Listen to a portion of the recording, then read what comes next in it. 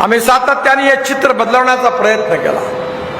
बापूंच्या रूपाने एक कर्तबगार, इमानदार, जनतेकरता प्रामाणिकपणे काम करणारा, शेतकरी, शेतमजूर, गरीब माणसाचं हित जोपासणारा एक प्रामाणिक नेता या मतदारसंघातून उभा आहे।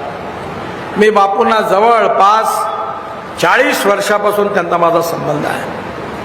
आजच्या राजकारणामध्ये बरंच काही हरवलेलं आहे, खूप मोठं डिटोरेशन झालेलं आहे, पण त्या सगळ्यामध्ये आजही बापू वेगळे दिसतात। याचं कारण त्यांनी आपले तत्व, आपले सिद्धांत, आपला आचरण, आपला व्यवहार, आपलं चारित्र्य डायल्यूट केलं नाही।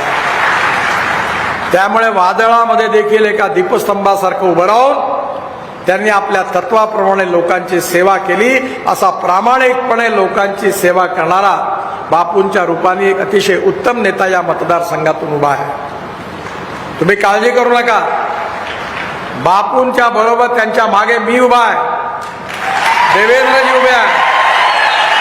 आमची गॅरंटी आहे, तुम्ही फक्त एकच काम करा, 100 बीमारी का एक ही इलाज, कमळाची बटन दाबा आणि बाकी सगळं आमच्यावर सोडून द्या।